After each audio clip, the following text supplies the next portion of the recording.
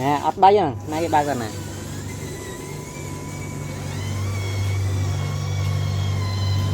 thiệt lập mót ấy mót trâu mót chả khả năng